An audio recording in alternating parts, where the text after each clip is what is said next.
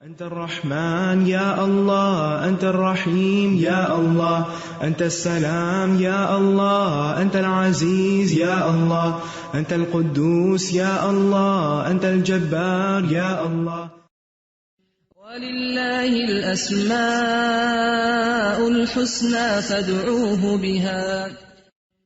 نحمده ونصلي على رسوله الكريم، أما بعد فأعوذ بالله من الشيطان الرجيم. بسم اللہ الرحمن الرحیم.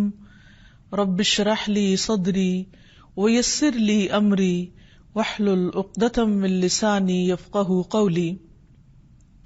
ناظرین، پروگرام اللہ کے خوبصورت نام کے ساتھ آپ کی خدمت میں حاضر ہیں. آج ہم اللہ سبحانہ وتعالی کے نام القدوس کے بارے میں بات کریں گے. قدوس جو نہایت پاکیزہ ہے، ہر نقص سے، ہر عیب سے، ہر کمی سے، ہر طرح کے شرک سے، ہر طرح کی خطا اور نسیان سے. وہ جو اپنی ذات میں بابرکت ہے، عظیم ہے، اسی کے آگے زمین و آسمان کی ہر چیز جھکی ہوئی ہے. ہمارا اس کے ساتھ کیا تعلق ہونا چاہیے، اس پر کیسا ایمان ہونا چاہیے، کیسا اعتماد ہونا چاہیے، آج ہم اس پر انشاءاللہ بات کریں گے. اللہ سبحانہ تعالیٰ کی قدوسیت کا اظہار فرشتوں نے بھی کیا تھا.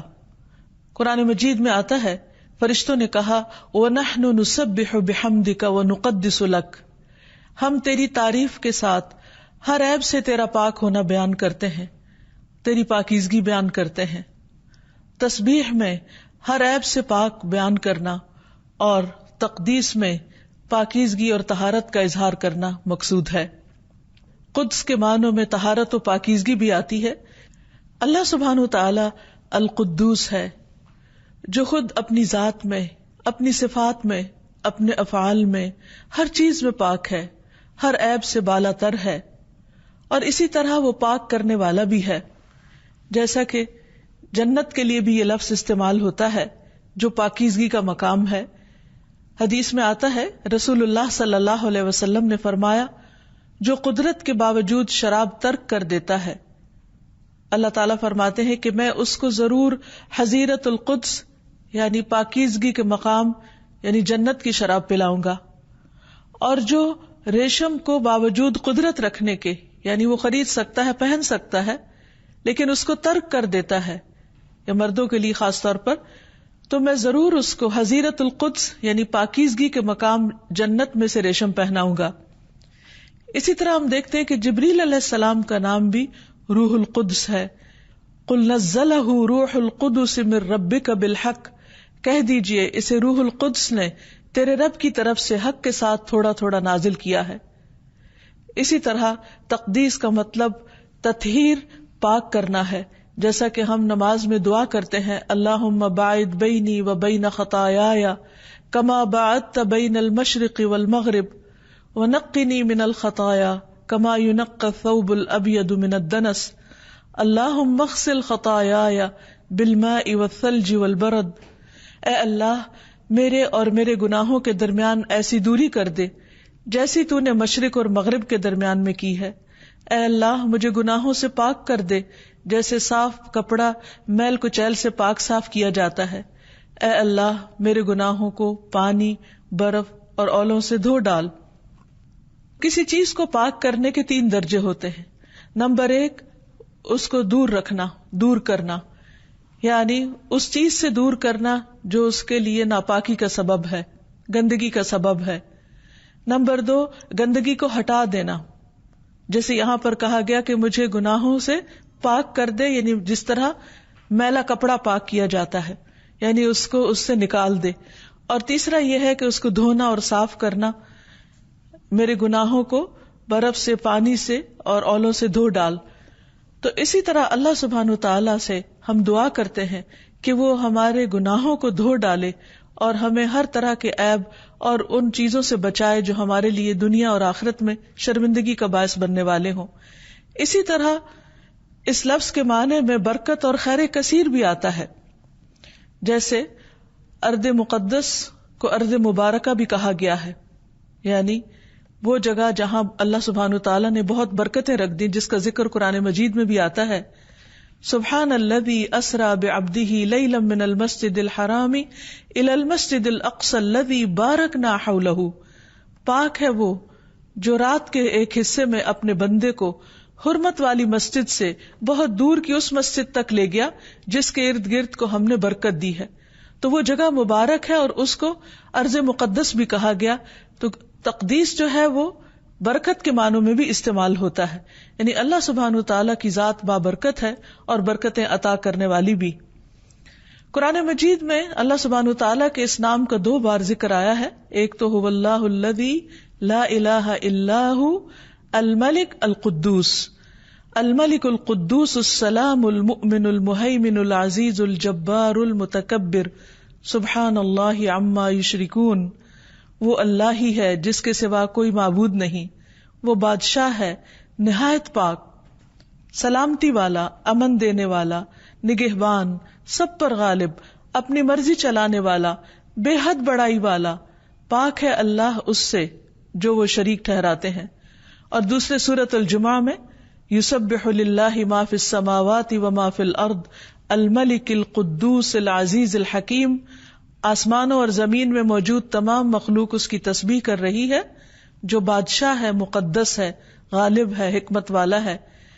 یہاں ایک خاص قابل ذکر بات یہ ہے کہ دونوں جگہ پر اللہ سبحانہ تعالیٰ کا یہ نام الملک کے ساتھ آیا ہے کہ وہ حقیقی بادشاہ ہے، سب سے بڑا ہے، سارے اختیارات کا مالک ہے، لیکن اس کے ساتھ ساتھ نہایت پاکیزہ ہے اور پاکیزگی بخشنے والا ہے. اسی طرح احادیث میں بھی اس نام کا ذکر آتا ہے جس کا آگے جا کر ہم انشاءاللہ ذکر کریں گے. تو یہاں پر خاص طور پر جو چیز ہمیں سمجھنی چاہیے وہ یہ کہ انسان ہمیشہ سے اپنی فطرت میں خیر پسند ہے. اللہ سبحانہ تعالیٰ نے اس کو خیر اور بھلائی پر پیدا کیا، اس لیے انسان اپنی ذات میں اس بات کا تقاضا کرتا ہے کہ وہ کسی ایسی ہستی کو جانے جو ہر عیب سے پاک ہو. انسان اپنی ذات میں پرفیکشن کی تلاش میں ہوتا ہے اور وہ بندوں کے اندر یہ صفات ڈھونڈتا ہے کہ ایسے بندوں سے اس کا تعلق ہو جن کے اندر کوئی عیب نہ ہو، کوئی خطا نہ ہو، کوئی غلطی نہ ہو، کوئی کمی کوتاہی نہ ہو. لیکن حقیقت یہ ہے کہ یہ ساری صفات تو صرف اللہ سبحانہ تعالیٰ کے اندر ہی ہیں. اس لیے جب انسان کا تعلق اللہ تعالیٰ سے صحیح طور پر نہیں ہوتا، وہ اللہ تعالیٰ کو نہیں پہچانتا، تو پھر دنیا میں جب وہ صفات لوگوں کے اندر یا مخلوق کے اندر تلاش کرتا ہے تو اس کو مایوسی ہوتی ہے اور یہ چیز اس کے لیے پریشانی کا باعث بنتی ہے. تو اللہ سبحانہ تعالیٰ نے اپنے بندوں کو مایوس نہیں کیا. اس نے قرآن مجید میں اور نبی صلی اللہ علیہ وسلم کی زبان سے اپنا ایسا تعارف کروایا کہ جس سے ہمیں پتہ چلتا ہے کہ وہی وہ رب ہے جو ہر طرح سے پاک ہے، ہر طرح کے نقائص سے، ہر طرح کے شرک سے، ہر طرح کی کمزوریوں سے، ہر طرح کی بھول چوک سے، اور یہ صرف اسی کی ذات ہو سکتی ہے. اس لیے جب انسان دنیا سے پریشان ہوتا ہے اور لوگوں کی بہت سی چیزوں سے اس کو مایوسی ہوتی ہے تو پھر وہ اللہ سبحانہ تعالیٰ کی طرف رجوع کرتا ہے، اور جب انتہائی پاکیزگی کے تصور کے ساتھ اس کی طرف راغب ہوتا ہے تو حقیقی معنوں میں اس کے دامن میں پناہ لیتا ہے. پھر یہ ہے کہ اللہ سبحانہ تعالیٰ بندوں کو پاک بھی کرتا ہے. بندہ اپنے آپ کی پاکی کتنی بھی بیان کرے لیکن اللہ سبحانہ تعالیٰ نے اسے منع بھی کیا ہے اور ایسا ممکن بھی نہیں. اللہ تعالیٰ فرماتے ہیں الم تر الی الذین یزکون انفسہم بل اللہ یزکی من یشاء ولا یظلمون فتیلا. کیا تم نے ان لوگوں کو نہیں دیکھا جو اپنے آپ کو پاک کہتے ہیں، بلکہ اللہ پاک کرتا ہے جسے چاہتا ہے.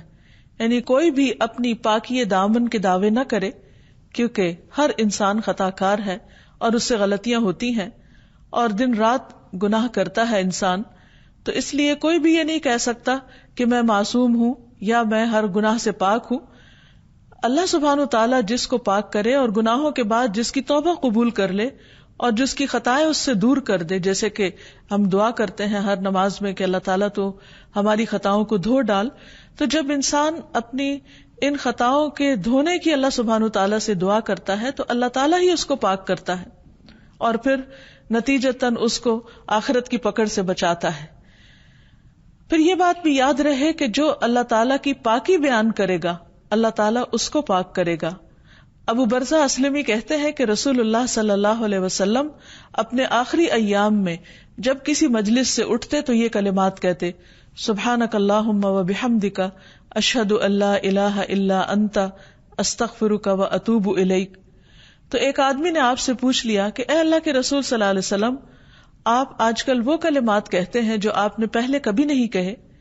آپ نے فرمایا یہ اس چیز کے کفارے کے لیے ہے جو مجلس میں ہو جاتی ہے. جیسا کہ سب جانتے ہیں کہ جب بھی کچھ لوگ اکٹھے ہو کر بیٹھتے ہیں تو ضروری نہیں کہ اس مجلس میں کوئی خطا نہ ہو، کوئی غلطی نہ ہو. اور بعض اوقات انسان جب کسی مجلس سے اٹھتا ہے تو ایک بوجھل دل کے ساتھ بھی اٹھتا ہے.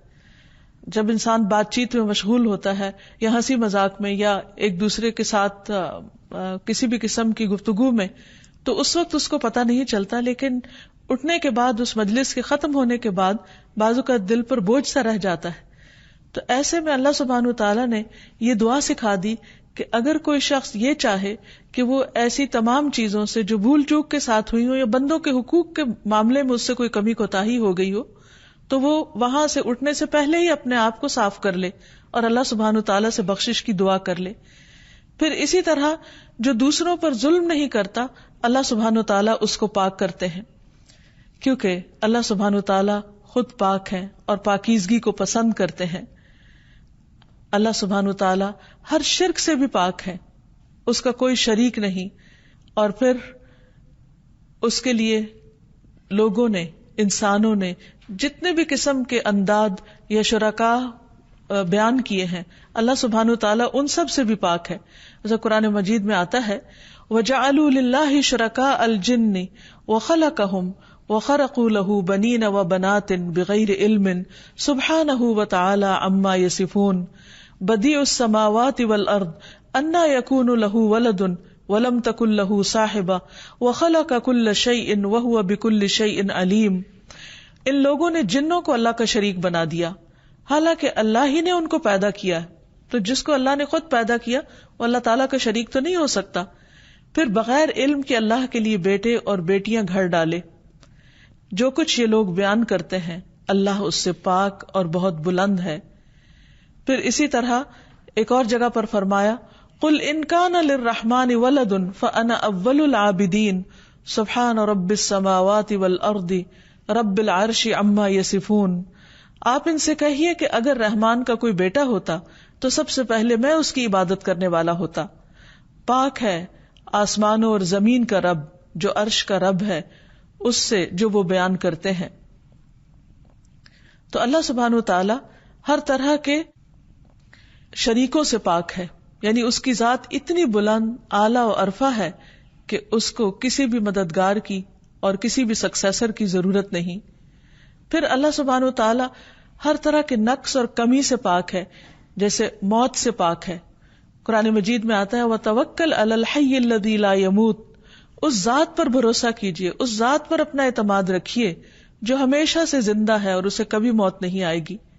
انسان چونکہ اپنی ذات میں کمزور ہے، انسان محتاج ہے، اس لیے وہ چاہتا ہے کہ وہ کسی ایسے سہارے کو پکڑے، اپنی مشکلات میں کسی ایسے کو تھامے کہ جو واقعی اس کو سہارا دینے والا ہو اور وہ کبھی ختم نہ ہو. انسان جب انسانوں کے اندر ایسے سہارے تلاش کرتا ہے، انسانوں کے اندر ایسے مددگار چاہتا ہے، تو ظاہر ہے کہ انسان تو کمزور ہے. دنیا کی ہر چیز فنا ہونے والی ہے، اس لیے انسان اگر ان میں سے کسی بھی چیز کے اوپر بھروسہ کرتا ہے تو وہ ایک نہ ایک دن سب ختم ہونے والے ہیں. اس لیے اللہ سبحانہ وتعالی نے اس ہستی پر یعنی اپنی ذات پر توکل کا حکم دیا اور ساتھ ہی فرمایا کہ وہ اللہ وہ ذات ہے کہ الذی لا یموت، کہ جس کو موت نہیں آئے گی. پھر اسی طرح اسے اونگ اور نیند بھی نہیں آتی، لا تأخذہ سنۃ ولا نوم. اس لیے جب رات کو تمام لوگ سو جاتے ہیں تو اللہ سبحانہ وتعالی نہیں سوتا. انسان زیادہ سے زیادہ کتنا جاگ سکتا ہے؟ اگر کوئی کسی کی مدد دل و جان سے بھی کرنا چاہے تو نہیں کر سکتا اپنی کمزوریوں کی وجہ سے، اپنی کوتاہیوں کی وجہ سے. لیکن اسے ایک ایسی ہستی چاہیے کہ جو ان کمیوں سے پاک ہو، اور وہ صرف اللہ سبحانہ وتعالی ہی کی ذات ہو سکتی ہے. اس لیے اس پر ہی بھروسہ کرنا چاہیے. اس کو ہم چاہیں تو دن میں پکاریں، چاہیں تو رات کو پکاریں، وہ ہر حال میں سنتا ہے. وہ صرف سوتا ہی نہیں، اس کو اونگ بھی نہیں آتی، اس کو تھکاوٹ بھی لاحق نہیں ہوتی، وہ ایک لمحے بھر کے لیے بھی غافل نہیں ہوتا، اور وہ ہر وقت سنتا ہے، وہ اونچی آواز سے بھی سنتا ہے اور وہ آہستہ آواز سے بھی سنتا ہے، وہ دکھی دلوں کی پکار بھی سنتا ہے، اور وہ عام حالات میں بھی جب بندہ اس کو پکارتا ہے وہ اس کو سنتا ہے۔ پھر اسی طرح اللہ سبحانہ وتعالی ہر طرح کے ظلم سے پاک ہے۔ قرآن مجید میں آتا ہے ان اللہ لا یظلم مثقال ذرۃ، اللہ سبحانہ وتعالی کسی پہ ذرے برابر بھی ظلم نہیں کرتا۔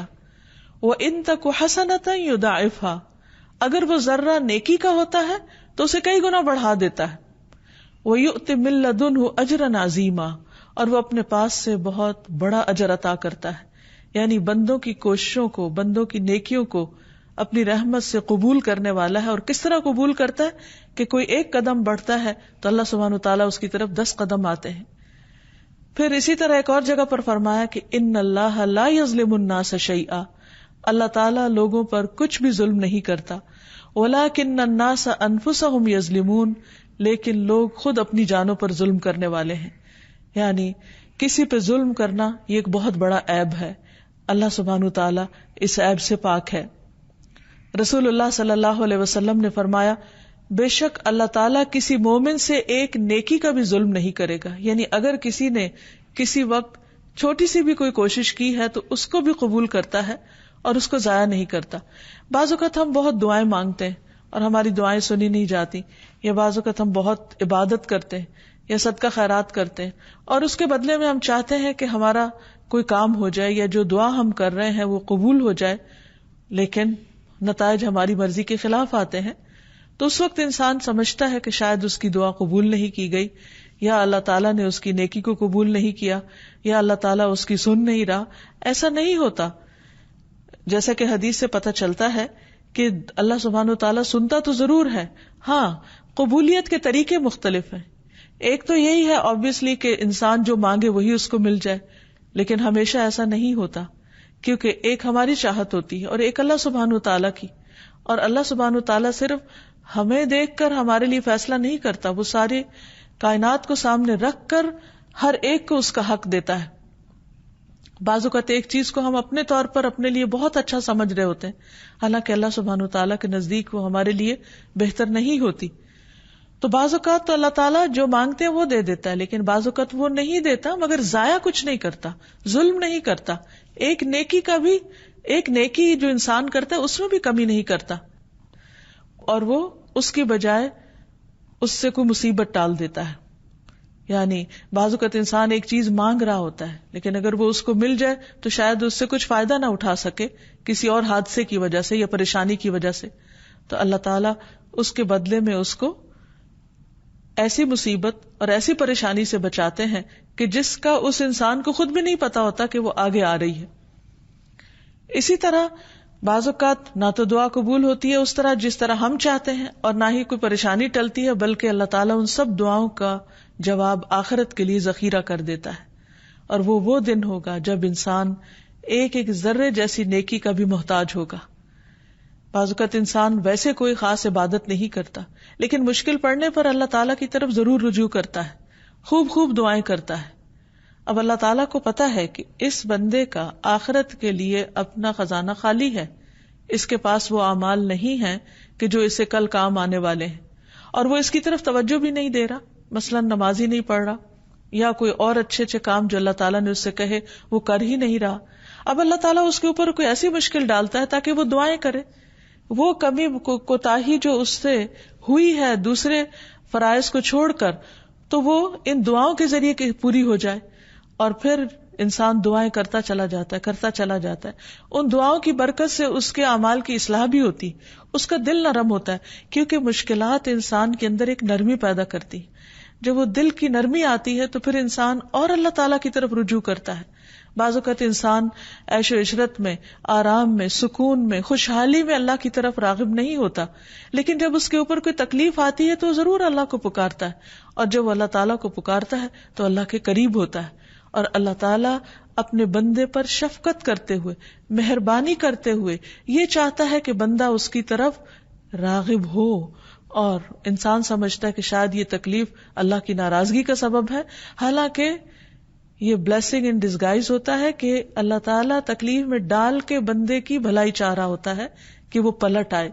اور جیسے ایک اور روایت میں آتا ہے کہ بعض اوقات انسان کے اعمال ایسے نہیں ہوتے کہ جو اسے ایک خاص مقام تک پہنچا سکے، تو اللہ تعالیٰ انسان کو کسی آزمائش میں مبتلا کرتا ہے تاکہ وہ اس آزمائش میں صبر کر کے اور دعا کر کے اس درجے تک پہنچ جائے جس پر اللہ تعالیٰ اس کو پہنچانا چاہتا ہے. اس لیے انسان اگر اللہ تعالیٰ پر اعتماد کرے کہ اس کے ہر حال میں خیر ہے، اس کے اللہ تعالیٰ کے ہر فیصلے میں بھلائی ہے، اور بظاہر اگر نظر نہ بھی آ رہا ہو تو بھی جب یہ انسان سمجھ لیتا ہے کہ اللہ تعالیٰ پاک ہے، ہر عیب سے پاک ہے، ہر ظلم سے پاک ہے، تو پھر اسے اللہ کے فیصلوں کا یقین آنے لگتا ہے. پھر وہ اللہ تعالیٰ پر اپنے اعتماد کو بڑھا دیتا ہے، اور پھر اللہ تعالیٰ ہر طرح کے جھوٹ سے بھی پاک ہے. جیسے قرآن مجید میں آتا ہے وَمَنْ أَصْدَقُ مِنَ اللَّهِ حَدِيثًا، اور اللہ سے زیادہ بات میں کون سچا ہے، یعنی اللہ تعالیٰ کی بات سب سے سچی ہے. اگر اللہ تعالیٰ نے کسی بات پر اجر کا وعدہ کیا ہے تو وہ ضرور دے گا. اس لیے اللہ تعالیٰ پر اعتماد میں ہی انسان کے لیے خیر و بھلائی ہے، کیونکہ نبی صلی اللہ علیہ وسلم نے فرمایا اللہ تعالیٰ کسی مومن سے ایک نیکی کا بھی ظلم نہیں کرتا، یعنی ایک نیکی کا بھی حق نہیں مارتا. دنیا میں اس کا بدلہ اس کو عطا کیا جائے گا اور آخرت میں بھی اس کو جزا دی جائے گی. یعنی بعض اوقات ہم چاہتے ہیں کہ ہمیں کسی مخصوص شکل میں بدلہ ملے، لیکن اللہ تعالیٰ کے ہاں اس سے بہتر راستہ کوئی اور ہوتا ہے جس کے ذریعے وہ اس کو بدلہ دینا چاہتا ہے، مگر ہم اس کو نہیں سمجھ رہے ہوتے. اور اس کے برعکس کافر کو دنیا میں ہی بدلہ دے دیا جاتا ہے ان نیکیوں کا جو وہ اللہ کے لیے کرتا ہے، یہاں تک کہ جب آخرت میں فیصلہ ہوگا تو وہاں اس کے لیے کوئی نیکی نہ ہوگی جس کا اسے بدلہ دیا جائے. پھر اسی طرح اللہ سبحانہ وتعالیٰ اپنے وعدوں کی خلاف ورزی بھی نہیں کرتے، یعنی اس کے اندر یہ عیب بھی نہیں ہے. قرآن مجید میں آتا ہے وعد اللہ حقا ومن اصدق من اللہ قیلا، اللہ کا وعدہ سچا ہے اور اللہ سے زیادہ بات میں کون سچا ہو سکتا ہے. اس لیے انسان کو اس بات پر یقین رکھنا چاہیے کہ میرا رب اپنے وعدوں میں چونکہ سچا ہے، اس لیے اس کے وعدے پر اعتبار کرتے ہوئے جو اس کا حکم ہے میں اس کو مان لوں تو اس میں میرے لیے خیر اور بھلائی ہی ہے. اب دیکھیے ایک بندے کی نظر ہے جو کسی چیز کو اپنے لیے خیر و بھلائی سمجھتی ہے، اور ایک اللہ سبحانہ و تعالیٰ کی نظر ہے جو بندے کے لیے بھلائی کو کسی اور چیز میں سمجھتا ہے. تو اب اس میں کہاں بندہ اور کہاں رب، کہاں ہماری عقل اور کہاں اللہ سبحانہ و تعالیٰ جو ہر عیب اور کمی سے پاک ہے، کس کی بات زیادہ سچی ہو سکتی ہے، کس کا وعدہ زیادہ سچا ہو سکتا ہے. تو اصل ضرورت اس چیز کی ہے کہ انسان اس پر اعتماد کرتے ہوئے اس کی طرف رجوع کرتا رہے. پھر یہ ہے کہ اللہ سبحانہ و تعالیٰ بھول چوک سے بھی پاک ہے. بندے بعض اوقات بہت سنسیئرلی اور بہت خیرخواہی کے ساتھ کسی کام کے کرنے کا آپ سے وعدہ کرتے ہیں، لیکن بعض اوقات بھول جاتے ہیں. اللہ سبحانہ و تعالیٰ نہیں بھولتا. قرآن مجید میں آتا ہے لا یضل ربی ولا ینسا، میرا رب نہ بھٹکتا ہے اور نہ بھولتا ہے، وہ اس کمی سے پاک ہے. اس لیے بندے کو ہمیشہ اس پر اعتماد کرنا چاہیے کہ اگر اس کی دعا نہیں سنی جا رہی یا اس کی دعا قبول نہیں ہو رہی تو اس میں اس کے لیے خیر و بھلائی ہے. اللہ تعالیٰ بھولے نہیں ہیں، وہ ضرور اس کا بدلہ اس کو دیں گے. پھر اسی طرح اللہ تعالیٰ فقر اور بخل سے بھی پاک ہے. قرآن مجید میں آتا ہے وقالت الیہود ید اللہ مغلولہ غلت ایدیہم ولعنوا بما قالوا بل یداہ مبسوطتان ينفق کیف یشاء. اور یہود نے کہا کہ اللہ کا ہاتھ بندھا ہوا، یعنی اللہ بندوں کے اوپر خرچ نہیں کرتا. ان کے ہاتھ باندھے گئے اور ان پر لعنت کی گئی اس وجہ سے جو انہوں نے کہا، بلکہ اس کے دونوں ہاتھ کھلے ہیں، وہ خرچ کرتا ہے جیسے چاہتا ہے. اس لیے اللہ سبحانہ وتعالیٰ سے ہمیشہ خیر کی امید رکھنی چاہیے، اور انسان اگر سارے کے سارے اول و آخر بھی اللہ سبحانہ وتعالیٰ سے مانگے اور وہ سب کو عطا کرے تو بھی اللہ تعالیٰ کے خزانوں میں کسی قسم کی کوئی کمی نہیں آتی. پھر اسی طرح اللہ سبحانہ وتعالیٰ جیسا کوئی بھی نہیں. اللہ سبحانہ وتعالیٰ ہر ایک سے بڑا اور عظیم ہے، کیونکہ قدوس میں عظمت کا معنی بھی پایا جاتا ہے. پھر یہ کہ اللہ تعالیٰ کو کسی بھی چیز کی حاجت نہیں، کسی بھی چیز کی ضرورت نہیں، نہ اس کو کھانے کی ضرورت ہے، نہ اس کو آرام کی ضرورت ہے. پھر یہ کہ اس سے کوئی چیز چھپی ہوئی نہیں، ان اللہ لا یخفی علیہ شیء فی الارض ولا فی السماء. پھر یہ کہ وہ ظاہر کو بھی جانتا ہے اور چھپے ہوئے کو بھی جانتا ہے. انہ یعلم الجہر وما یخفی. پھر اللہ تعالیٰ سے کوئی مخلوق بھی اوجھل نہیں. بعض اوقات انسان دیکھتا ہے کہ دوسرے لوگ اس پر ظلم کر رہے ہیں اور شیطان اس کے دل میں وسوسہ ڈالتا ہے کہ کہاں ہے تمہارا رب جو تمہیں ان کے ظلم سے نجات دے. اللہ سبحانہ و تعالیٰ اگر ہوتا تو یہ بندے ظلم نہ کر سکتے. حالانکہ ایسا نہیں ہے. اگر اللہ تعالیٰ کسی بندے کی رسی دراز کرتا ہے، جیسے حدیث میں آتا ہے کہ اللہ تعالیٰ ظالم کو مہلت دیتا ہے اور پھر اچانک اس کو پکڑ لیتا ہے، تو اس کا یہ مطلب نہیں کہ اللہ تعالیٰ دیکھتا نہیں ہے یا وہ ظالم اس کی نگاہوں سے چھپے ہوئے ہیں. کچھ بھی نہیں چھپا ہوا. قرآن مجید میں آتا ہے وَعِندَهُ مَفَاتِحُ الْغَيْبِ لَا يَعْلَمُهَا إِلَّا هُوَ وَيَعْلَمُ مَا فِي الْبَرِّ وَالْبَحْرِ وَمَا تَسْقُطُ مِنْ وَرَقَةٍ إِلَّا يَعْلَمُهَا وَلَا حَبَّةٍ فِي ظُلُمَاتِ الْأَرْضِ وَلَا رَطْبٍ وَلَا يَابِسٍ إِلَّا فِي كِتَابٍ مُبِينٍ. اور اس کے پاس غیب کے خزانے ہیں جنہیں اس کے علاوہ کوئی نہیں جانتا. وہ خشک اور تر سب کا جاننے والا ہے. کوئی پتا بھی گرتا ہے تو اسے اس کا علم ہے. زمین کی تاریکیوں میں کوئی دانہ یا کوئی خشک اور تر ایسا نہیں جو کتاب مبین کے اندر محفوظ نہ ہو. یعنی اللہ سبحانہ و تعالی ہر ایک کی حرکتوں پر نظر رکھے ہوئے ہے. ہاں، یہ اس کے قانون کا حصہ ہے کہ اس نے دنیا میں انسانوں کو اچھا یا برا کرنے کے لیے مہلت دے رکھی ہے. اس لیے کبھی اگر ایسے حالات ہوں تو انسان کو صبر کرنا چاہیے، انتظار کرنا چاہیے. اور دنیا میں ہم بہت دفعہ دیکھتے ہیں جیسے اللہ تعالیٰ نے فرمایا وَتِلْكَ الْأَيَّامُ نُدَاوِلُهَا بَيْنَ النَّاسِ کہ یہ دن ہم لوگوں کے درمیان پھیرتے رہتے ہیں. کبھی ایک کے حصے میں کوئی خیر آ جاتی ہے اور کبھی دوسرے کے حصے میں. اس لیے کہ دنیا امتحان کی جگہ ہے. اگر یہاں ہر چیز انسان کی مرضی کے مطابق ہو جائے تو پھر انسان کا امتحان ہی ختم ہو جائے. بعض اوقات اللہ سبحانہ تعالیٰ انسان کو نعمتیں دے کر آزماتا ہے اور بعض اوقات اس سے نعمتیں واپس لے کر آزماتا ہے، اور دونوں ہی حال امتحان کے ہیں. ہم عام طور پر یہ سمجھتے ہیں کہ شاید تکلیف کی حالت امتحان کی ہے اور نعمت کی نہیں، جبکہ دونوں ایکولی امتحان ہیں. ایک حالت میں یا دوسری حالت میں ہمارا اللہ سبحانہ تعالیٰ کے ساتھ کیسا تعلق رہا.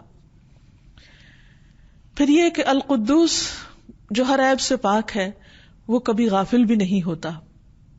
قرآن مجید میں آتا ہے وَمَا اللَّهُ بِغَافِلٍ عَمَّا تَعْمَلُونَ اللہ اس سے ہرگز غافل نہیں جو بھی تم کر رہے ہو. یعنی نعمتوں کی حالت میں جو کچھ کر رہے ہو یا نعمتوں کے جانے پر جو کچھ کر رہے ہو، تمہارے ریاکشنز، تمہاری باتیں، تمہاری سوچیں، تمہارے معاملات، تمہارا طریقہ زندگی، سب کا سب اللہ سبحانہ تعالیٰ کے علم میں ہے. پھر یہ ہے کہ اللہ سبحانہ تعالیٰ بندوں کی ناقدری نہیں کرتا. یعنی اگر ایک شخص دنیا میں تکلیف اٹھا رہا ہے اور وہ اسٹرگل کر رہا ہے اپنے حالات کو بہتر بنانے کے لیے اور اس کے ساتھ ساتھ اپنی آخرت کی بھی فکر کر رہا ہے، تو ایسا نہیں کہ اللہ تعالیٰ اس سے غافل ہے اور وہ اس کی کوششوں کا قدردان نہیں. اللہ تعالیٰ فرماتے ہیں وَمَنْ أَرَادَ الْآخِرَةَ وَسَعَى لَهَا سَعْيَهَا وَهُوَ مُؤْمِنٌ فَأُولَئِكَ كَانَ سَعْيُهُمْ مَشْكُورًا اور جس نے آخرت کا ارادہ کیا اور اس کے لیے کوشش کی جو اس کے لائق کوشش ہے، جبکہ وہ مومن ہو، تو یہی لوگ ہیں جن کی کوشش کی ہمیشہ سے قدر ہوئی ہے. یعنی ایمان کے ساتھ انسان جو بھی کوشش کرے چھوٹی یا بڑی، اللہ سبحانہ تعالیٰ اس کا قدردان ہے. پھر یہ بھی یاد رہے کہ اللہ تعالیٰ بلا وجہ کسی کو نہیں پکڑتا، یعنی بلا وجہ کسی پر عذاب نہیں بھیجتا کیونکہ وہ ظالم نہیں ہے. پھر یہ بھی یاد رہے کہ اللہ تعالیٰ کسی کا محتاج نہیں، اسے بندوں کے اعمال نہیں چاہیے. بعض اوقات ایسا ہوتا ہے کہ جب ہم پر کوئی مشکل آتی ہے تو ہم اس وقت اپنی عبادت میں اضافہ کر دیتے. ہاں، یہ تو ضرور ہے کہ اللہ تعالیٰ کو راضی کرنے کے لیے انسان کو کرنا چاہیے، لیکن اگر کوئی یہ سمجھے کہ نعوذ باللہ اللہ تعالیٰ کو بندوں کے کسی عبادت کی ضرورت پیش آ گئی ہے تو اس لیے اس نے بندوں کے رزق میں کمی کی یا کسی اور چیز میں تاکہ وہ اپنی عبادت کے ذریعے اللہ کو راضی کر کے وہ کمی دور کروا سکے، تو ایسا نہیں ہے. اللہ سبحانہ تعالیٰ کو کسی کا کچھ بھی عمل، کوئی بھی عبادت نہیں چاہیے. ہاں، اگر انسان صبر کرتا ہے تو اپنی ذات کے لیے، کوشش کرتا ہے تو اپنے فائدے کے لیے، شکر کرتا ہے تو اپنے لیے. ارشاد باری تعالیٰ ہے وَمَن يَشْكُرْ فَإِنَّمَا يَشْكُرُ لِنَفْسِهِ وَمَن كَفَرَ فَإِنَّ اللَّهَ غَنِيٌّ حَمِيدٌ کہ جو شکر ادا کرتا ہے وہ اپنے ذات کے لیے شکر ادا کرتا ہے، یعنی اس کی یہ شکر گزاری اس کو خود فائدہ دے گی. یعنی ہم جو بھی عبادت کرتے ہیں یا جو بھی اللہ سبحانہ وتعالیٰ کا ذکر کرتے ہیں یا اس کی نعمتوں پر اس سے راضی ہوتے ہیں، اس سے محبت کرتے ہیں، تو اس سارے کا فائدہ کچھ بھی اللہ تعالیٰ کو نہیں، بلکہ اللہ تعالیٰ ہمارے لیے ان سارے اعمال کو گن گن کر رکھ رہا ہے، اور دنیا میں بھی اس کا فائدہ دیتا ہے اور آخرت میں بھی دے گا. اسی طرح اگر انسان اللہ تعالیٰ کی عبادت میں تھک رہا ہے یا کوشش کر رہا ہے تو اس کا فائدہ بھی خود انسان کو پہنچنے والا ہے. وَمَنْ جَاهَدَ فَإِنَّمَا يُجَاهِدُ لِنَفْسِهِ، اور جو جہاد کرتا ہے، جد و جہد کرتا ہے، اپنے ہی فائدے میں کرتا ہے. ان اللہ لغنی عن العالمین، اللہ سارے جہان والوں سے بے نیاز ہے. پھر اسی طرح یہ ہے کہ اللہ سبحانہ وتعالی اس سے بھی پاک ہے کہ کوئی اس کا نقصان کرے یا اس کو کسی قسم کی کوئی اذیت پہنچا سکے. اللہ تعالیٰ فرماتے ہیں وَلَا يَحْزُنْكَ الَّذِينَ يُسَارِعُونَ فِي الْكُفْرِ إِنَّهُمْ لَن يَضُرُّوا اللَّهَ شَيْئًا، اور وہ لوگ تجھے غمزدہ نہ کریں جو کفر میں جلدی کر رہے ہیں، بھاگ دوڑ کر رہے ہیں، بے شک وہ اللہ کو کچھ بھی نقصان نہیں دے سکتے. تو یہ ہے اللہ سبحانہ وتعالیٰ کی پاکیزگی اور بلندی اور اس کا ہر عیب سے، ہر کوتاہی اور ہر کمی سے پاک ہونا. جب ہم یہ جان لیں کہ ہمارا رب ایسا ہے تو پھر ہمیں اس کی طرف اور تیزی کے ساتھ آگے بڑھنا چاہیے، اس پر بھروسہ کرنا چاہیے، اس کا دامن تھام لینا چاہیے اور اس سے خوب خوب دعائیں کرنی چاہیے. رسول اللہ صلی اللہ علیہ وسلم اللہ سبحانہ وتعالیٰ کے اس نام کے ساتھ خاص طور پر اپنے رکوع اور سجدے میں دعا کیا کرتے تھے، سبوح قدوس رب الملائکۃ والروح، سبوح قدوس رب الملائکۃ والروح، کہ اللہ تعالی بہت پاک ہے، وہ ہستی کہ جس کی بہت زیادہ تسبیح کی جانی چاہیے اور جو ہر عیب اور ہر نقص سے پاک ہے، جو ملائکہ روح کا رب ہے. تو آپ سوچئے کہ کبھی بھی آپ کے دل میں کوئی وسوسہ آئے اور آپ اپنے وسوسوں سے پریشان ہو، یا دل میں کوئی بدگمانی آئے اللہ تعالیٰ کے بارے میں یا اس کے دین کے بارے میں یا اس کے فیصلوں کے بارے میں، یا کسی پریشانی کے وقت شیطان آپ کو اللہ تعالیٰ سے دور لے جانے لگے، تو سجدے میں پڑھ کر یہ دعا مانگیے، سبوح قدوس رب الملائکۃ والروح، کہ اللہ سبحانہ وتعالیٰ کا کوئی فیصلہ بھی غلط نہیں ہو سکتا. اللہ سبحانہ وتعالیٰ ظلم نہیں کرتا، وہ کسی پر زیادتی نہیں کرتا، وہ اپنے وعدوں میں سچا ہے، وہ میرے حال سے غافل نہیں ہے. تو انشاءاللہ العزیز اللہ سبحانہ وتعالیٰ اس کی ضرور سنیں گے، اور دل پر ایسے وسوسوں کا جو بوجھ رہ جاتا ہے وہ بھی اللہ تعالیٰ دور فرما دیں گے. نبی صلی اللہ علیہ وسلم تہجد کے وقت جب قیام کی حالت میں ہوتے، رات کو اٹھتے تو 10 بار اللہ اکبر، 10 بار الحمدللہ، 10 بار سبحان اللہ وبحمدہ، 10 بار سبحان الملک القدوس، 10 بار استغفر اللہ، 10 بار لا الہ الا اللہ، اور پھر 10 بار یہ دعا پڑھتے اللہم انی اعوذ بک من ضیق الدنیا وضیق یوم القیامہ، اے اللہ میں دنیا اور قیامت کے دن کی تنگی سے تیری پناہ چاہتا ہوں. اے اللہ میں اس سے تیری اپنے آپ کو تیری حفاظت میں دیتا ہوں کہ دنیا میں مجھ پر حالات تنگ ہو یا قیامت کے دن مجھ پر کوئی تنگی ہو. اور پھر آپ نماز شروع کرتے تھے. پھر اسی طرح رسول اللہ صلی اللہ علیہ وسلم نے ایک مرتبہ صحابیات کو فرمایا کہ تم لوگ تسبیح، تحلیل اور تقدیس یعنی سبحان اللہ، لا الہ الا اللہ اور سبحان الملک القدوس یا سبوح قدوس رب الملائکۃ والروح پڑھتی رہا کرو، اور انگلیوں کے پوروں پر گنا کرو، کیونکہ قیامت کے دن ان سے سوال کیا جائے گا. تو عام طور پر ہم سبحان اللہ، الحمدللہ، اللہ اکبر تو پڑھتے ہیں، لیکن اللہ سبحانہ وتعالیٰ کے اس نام کے ساتھ ذکر کم کرتے ہیں. تو اس لیے آپ نے یہ جو خاص تاکید فرمائی کہ اس نام کے ساتھ پکارو اللہ تعالیٰ کو، تو ہمیں اس کا بھی اہتمام کرنا چاہیے. رکوع اور سجدے کی حالت کے علاوہ چلتے پھرتے، اٹھتے بیٹھتے، جب دل گھبرانے لگے اور دل پر یہ بوجھ آنے لگے کہ اللہ سبحانہ وتعالیٰ شاید میرے ساتھ ظلم کر رہا ہے یا مجھ سے ناراض ہے، تو فوراً تصور میں لائے کہ نہیں، وہ القدوس ہے، وہ کبھی ظلم نہیں کرتا اور وہ اس کا کوئی فیصلہ کبھی غلط ہو ہی نہیں سکتا. تو انشاءاللہ وہ دل کا بوجھ ہٹ جائے گا. پھر اسی طرح یہ ہے کہ عام حالات میں بھی اللہ سبحانہ و تعالیٰ کی تعریف اور تسبیح کرتے رہنا چاہیے، اور اپنے خیالات کو، اپنے عقائد کو ہر طرح کے شرک کی نجاست سے پاک رکھنا چاہیے، اور اپنے تمام اعمال کو اللہ کے لیے خالص کرنا چاہیے. یعنی جس طرح اللہ سبحانہ و تعالیٰ پاک ہے تو وہ پاک چیز کو ہی قبول کرتا ہے. تو ہمیں اپنی جسمانی، روحانی، ذہنی اور سوچوں تک کی صفائی اور اپنی نیت کی بھی صفائی رکھنی چاہیے. رسول اللہ صلی اللہ علیہ وسلم نے فرمایا، لوگوں اپنے اعمال کو اللہ کے لیے خالص کرو، کیونکہ اللہ تعالیٰ خالص عمل ہی قبول کرتا ہے، کیونکہ وہ پاک ہے، پاکیزہ چیزیں قبول کرتا ہے. اسی طرح ہمیں اپنے دلوں کی بھی صفائی کرنی چاہیے، اپنے دلوں کو بھی پاک کرنا چاہیے ہر طرح کے حسد سے، بغض سے، نفرت سے، اور بندوں کے بارے میں بدگمانی سے، اور خود اللہ سبحانہ وتعالیٰ اور اس کے رسولوں اور اس کے فرشتوں کے بارے میں بھی بدگمانی سے، اور طرح طرح کے گناہوں سے. کیونکہ جب انسان کے دل پر گناہ چھا جاتے ہیں تو اس کا دل زنگ آلود ہو جاتا ہے.